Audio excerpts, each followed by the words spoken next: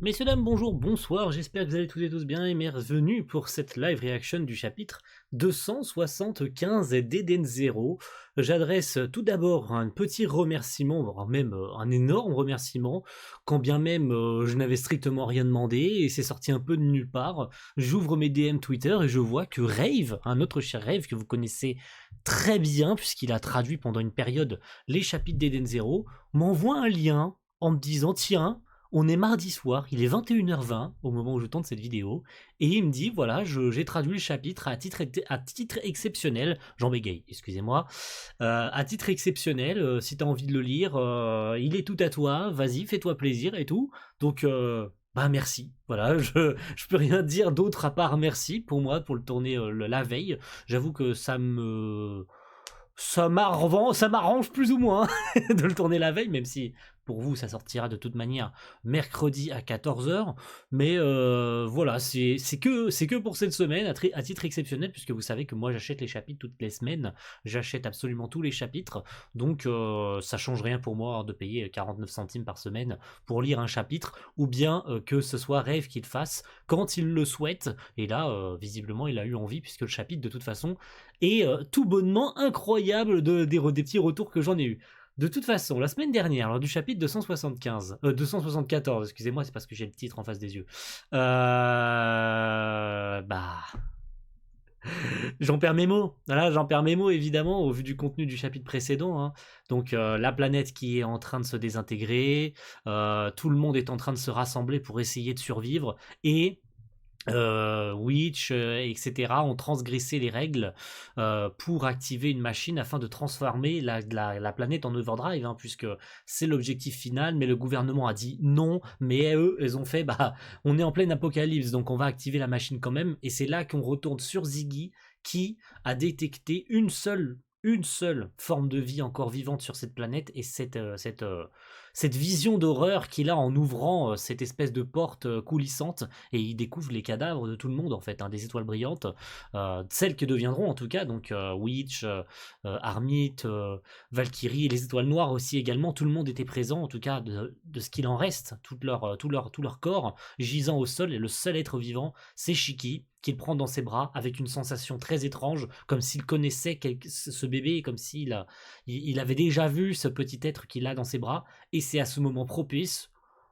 Je réitérerai aussi sur ça, comme quoi c'est quand même une sacrée coïncidence qu'à ce moment précis, la planète se transforme en overdrive et il découvre avec stupéfaction Mother qui vient en fait de se transformer, qui vient de naître sous ses yeux en fait, hein. Donc c'est parti pour ce chapitre 275, la naissance des étoiles brillantes. On va apprendre enfin quand et comment elles ont été métamorphosées en celles qu'on connaît aujourd'hui en fait, hein. Et avec d'ailleurs une belle... Alors c'était quoi? C'était Rebecca la semaine dernière, il me semble, en maillot de bain, un truc comme ça, qui nous montrait ses atouts. Et bah c'est au tour de Sister cette semaine de nous montrer ses atouts en plein de face caméra. Même les autoportraits ont l'air sexy, c'est vrai. C'est une très bonne description. Donc c'est parti mes loulous. On commence direct d'ailleurs avec une double page, bon, qui a été rapetissée, mais c'est bien une double page. La Terre est entrée en overdrive. Quelle est son apparence? Bah, on a tous compris évidemment qu'il s'agissait de Mother, hein. Ça, il n'y a pas trop de surprise, mais c'est une très belle double page, franchement, sur le Mother qui prend vie et tout, et Ziggy qui découvre avec stupéfaction ce qui arrive en fait, hein. La planète s'est changée en une personne? Est-ce que je la cherchais? Est-ce cela que je cherchais? Est-ce Mother? Visiblement oui, il a l'air d'être surpris en fait de découvrir que Mother est là et devant ses yeux en fait, hein. Donc elle vient de naître. La Terre est entrée en overdrive. Et ainsi je suis né. Je suis Mother, la mère des cosmos. Non, ça n'a pas de sens. On m'a dit que Mother existait depuis des éons. Un éon est une très longue période de temps qui sert à diviser l'histoire de la Terre ou d'autres planètes. Ok. Ça a été, il a choisi cette traduction-là, à voir comment Pika traduira ça, mais de toute façon, depuis des millénaires probablement, je pense que c'est comme ça qu'elle a été traduite. Comment peux-tu venir de naître? C'est vrai que Ziggy a l'air tout autant surpris que nous, en fait, de voir Mother naître comme ça. En tout cas, Ziggy n'a pas l'air conscient de ce qui vient de se passer. Il n'a pas l'air de savoir où est-ce qu'il est, ni où est-ce qu'il se situe au niveau timeline. Il a l'air tout autant chamboulé que nous, en fait. C'est ça le truc, parce que la question qui se pose encore, c'est qu'est-ce qu'il foutait là, en fait, Ziggy? Il cherchait Mother et il tombe pile poil sur la planète où Mother naît devant ses yeux. Ça n'a aucun sens, il devrait pas être là, en fait, Ziggy. Donc, on a au moins une réponse à ce sujet. Le premier, ça, je veux dire, encore une fois, ça aurait dû nous paraître logique, le premier aventurier à avoir rencontré Mother, bah c'est Ziggy, bah bravo, bah oui, je vous laissais un blanc, effectivement, bah oui, et logique, il est dit dans la légende de la bougie du météore qu'un aventurier l'aurait rencontré, et c'est ce qui aurait donné naissance à cet hologramme qu'on voit dans la bougie du météore. Bah cet homme, cet aventurier, c'est putain de Ziggy, il y a personne d'autre qui l'a rencontré avant qui que ce soit. Le seul qui a pu la rencontrer et la voir de ses yeux nus, en tout cas la voir naître devant ses yeux robotiques, c'est le putain de Ziggy, quoi. Sans doute à cause d'une rencontre avec le croque-mitaine. Alors, attendez. Attendez 2 secondes. Attendez 2 secondes. Le croque-mitaine a mangé 20 000 ans de mon temps, et il m'a ramené à l'ère où j'étais la Terre. Attendez, tu as atterri sur la planète Terre, et tu as assisté au moment où je me suis transformé en Mother. Et tu as emmené ce bébé. Mais quoi? Mais non, c'est pas ça. Attendez, faudrait qu'on se repasse les événements. Attendez, mais non, mais non, ça, mais non. Mais attendez, il est pas tombé sur, il est pas, mais non. Mais aux dernières nouvelles, il était pas tombé sur Terre, il était tombé sur Grande Belle. Oh purée, comment ça vient tout chambouler. Alors attendez, c'est bizarre là. Attendez, il y a une couille dans le pâté là. Il y a un truc que je comprends pas. Oui, effectivement, le croque-mitaine, en tout cas ce qu'on a pu croire étant le croque-mitaine, au moment même où il venait de décoller de la planète, hein, c'est-à-dire de ce qui deviendra Grande Belle dans le futur, euh, c'est bien le croque-mitaine qui l'a accroché. On voit les espèces de petits tentacules noirs et tout qui s'accrochent à l'Eden Zero, tout du moins qui le touchent. Et c'est là justement qu'il y a plein de trucs qui s'allument sur le vaisseau en mode warning, il se passe des trucs et tout. Et il tombe sur une planète, mais cette planète c'est pas la Terre, il tombe sur... Mais ça n'a aucun sens. À cause du croque-mitaine, effectivement, c'est quelque chose qu'on sait, mais il m'a ramené le croque-mitaine a mangé 20 000 ans de mon temps et m'a ramené à l'époque où j'étais la Terre. Ou plutôt où elle était la Terre. Voilà, parce que c'est Ziggy qui parle là. Et m'a ramené à l'époque où elle était la Terre. Mais ça n'a aucun sens. Tu as atterri sur la Terre. Non. Et l'Eden Zero n'a pas atterri sur Terre. À moins qu'on se soit planté et que ce soit sur Terre qui se soit écrasé. Mais ça n'a pas de sens.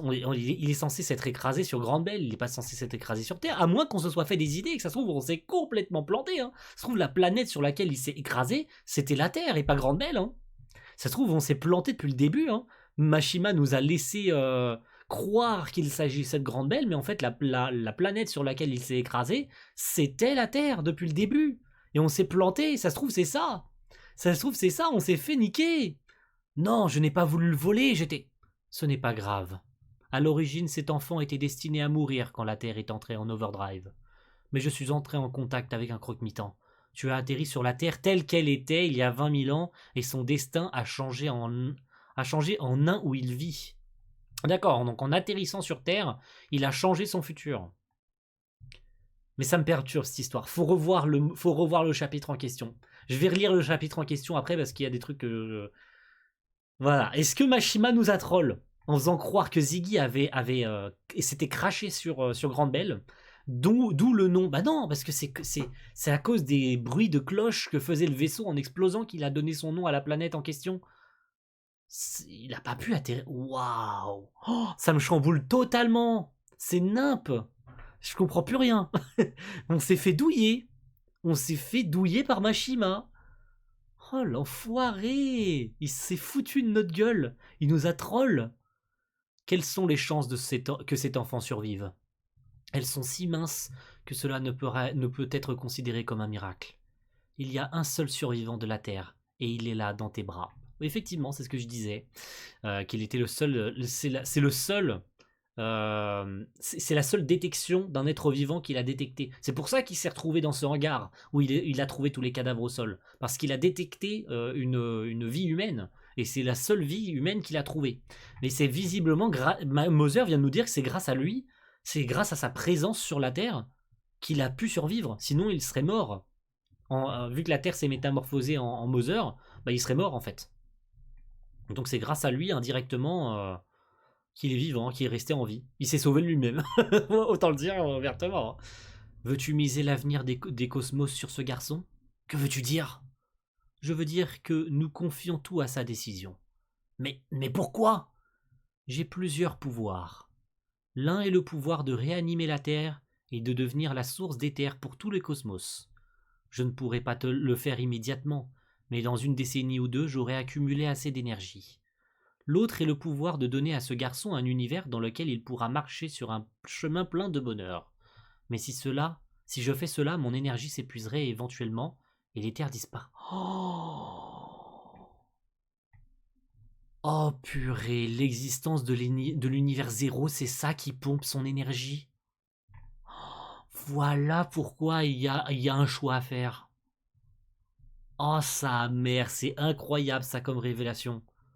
L'existence même de l'univers zéro, un univers dans lequel il pourra marcher sur un chemin plein de bonheur. C'est l'univers zéro. Si l'univers zéro existe, c'est parce que ça pompe l'énergie de Moser. C'est ça qui l'a fait mourir à petit feu. Oh. Alors attendez, l'un est de pouvoir réanimer la Terre et de devenir la source d'éther pour tous les cosmos. Et tu ferais décider ce bébé? Il est le seul survivant de la Terre. Je crois qu'il serait juste lui donner le droit de choisir son avenir. Ne peux-tu pas choisir par toi-même? Je suis une planète, je n'ai pas le pouvoir de choisir. Oh, c'est comme ça qu'est né l'univers zéro? C'est comme ça que serait né l'univers zéro? Par le choix de Shiki bébé? C'est un peu fort de café quand même, hein. Cet enfant va déterminer l'avenir des cosmos. Oh, je suis sur l'Eden Zero? Attendez, il s'est fait TP dans l'Eden Zero? Moser était juste là. Était-ce une illusion? Shiki. Shiki? Comment il sait qu'il s'appelle Shiki? Il est pas censé savoir. Ah si, il a vu son nom sur son. Oui, excusez-moi. J'allais dire une énorme bêtise. Dans quoi je me suis embarqué? Un bébé humain? Comment suis-je censé élever une chose pareille? Sûrement que l'un ou l'autre de ces corps étaient les parents du garçon.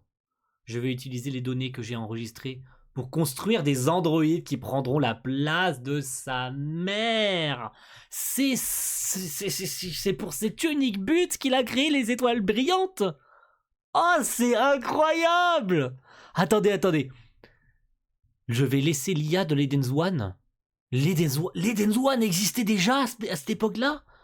S'occuper de la construction de son père. Je vais commencer par en faire 4. Ça ne marche pas. Le problème, ce sont les souvenirs. Très bien. Je vais vous appeler les 4 étoiles brillantes du grand démon. Il n'a pas utilisé les corps. Oui, elles ont tous disparu. Mais il a utilisé les apparences qu'il a aperçues. Il les a vues, il a vu leur corps. Donc il a reconstruit à travers sa mémoire, à travers ce qu'il a vu, à travers ses yeux, ce que ses yeux ont enregistré pour construire des androïdes ressemblant trait pour trait à ce qu'il a vu. C'est pour cet unique but, pour cette seule et unique raison, qu'il a construit des androïdes ressemblant trait pour trait aux parents et à Witch en l'occurrence. Je vais utiliser les données que j'ai enregistrées pour construire des androïdes qui prendront la place de sa mère. C'est uniquement pour cette raison que les étoiles brillantes existent. C'est n'importe quoi.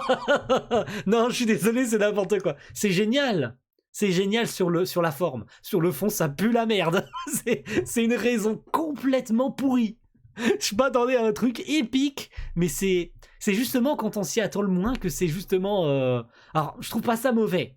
Voilà, je le dis de cette façon parce que justement, je suis surpris que ce soit sorti de cette manière. Mais c'est complètement à chier comme raison. Genre, il a pas voulu se construire une armée ou quoi. Il a conçu ses étoiles brillantes, ses androïdes, simplement parce que... il voulait qu'elle remplace les parents que Shiki a perdus. Mais c'est une raison de merde. Le mec a créé la vie simplement parce que il voulait créer des parents de substitution pour le petit humain. C'est tout. Et je vous ai inventé une histoire aussi. Vous avez tous vécu ensemble.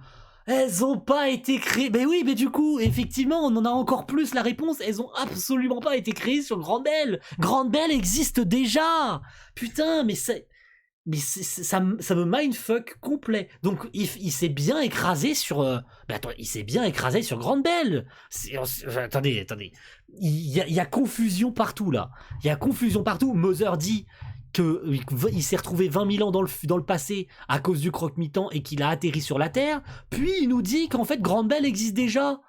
Mais il y a quelque chose qui va pas. Donc il s'est bien écrasé sur Grande Belle. Il a reconstruit l'Eden Zero et il a créé l'Eden One par la même occasion, un vaisseau qui est intrinsèquement plus puissant que l'Eden Zero. Et il a même déjà créé l'IA à l'intérieur et il a confié à cette IA la création des étoiles noires.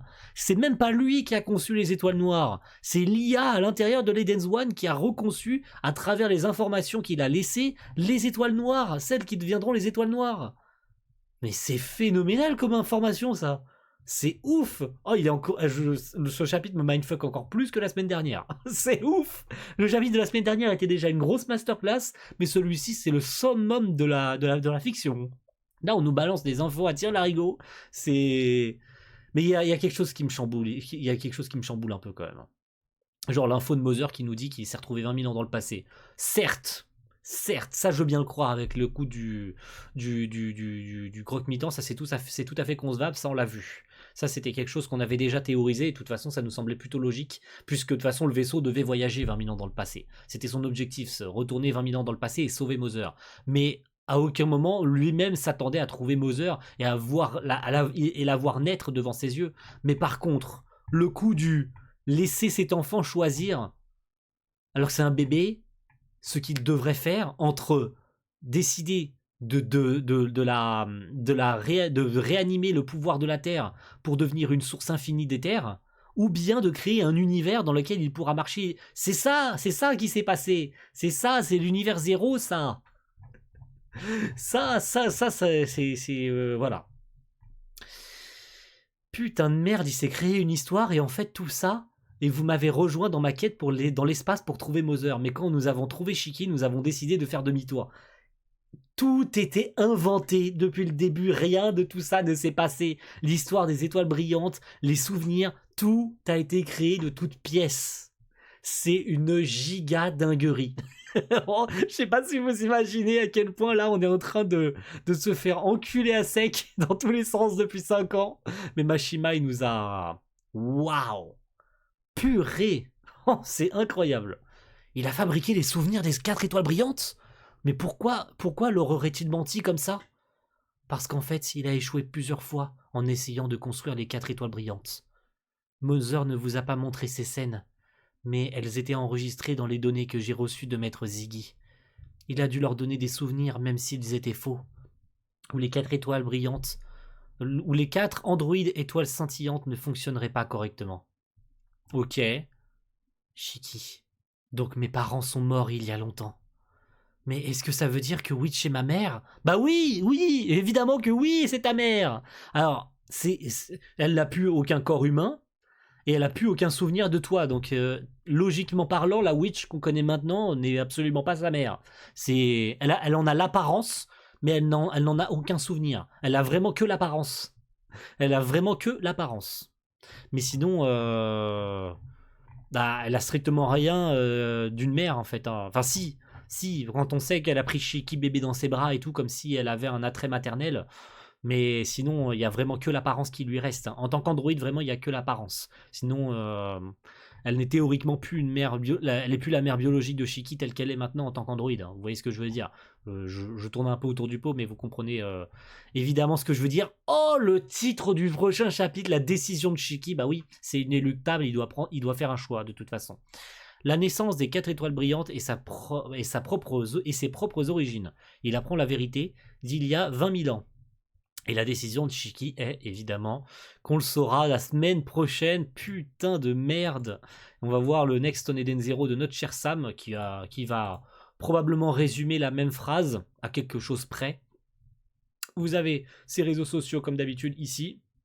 Après avoir découvert le mystère sur sa propre naissance, ainsi que sur celle des 4 étoiles brillantes, quelle décision prendra Shiki? Le choix de Shiki, évidemment. Donc on en est... voilà, la traduction à la décision de Shiki, le choix de Shiki. On est proche. La traduction est plutôt bonne de ce côté-là. La décision, le choix, que va-t-il choisir entre sauver Mother ou sauver ses amis? Ça va être une décision terriblement difficile, mais surtout qu'il vient d'apprendre ses origines et qui est ses parents, qui sont ses parents, et ça c'est incroyable. Mais par contre, je vois pas à quel moment Shiki, bébé, a pu choisir de créer l'univers zéro. Est-ce que Mother s'est servi de ses pensées ou d'une connerie comme ça? Ou... Mais de savoir que c'est l'univers zéro qui pompe son énergie vitale, ça c'est ouf. Et c'est pour ça que ce choix existe, mais ça n'explique pas d'où, quoi, qui a fait cette promesse. Est-ce que c'est Ziggy qui a fait cette promesse? Mais il a rien fait du tout, lui. C'est ça qui me chagrine. Il lui dit, tu peux pas choisir toi-même. Mais elle dit non, je peux pas choisir.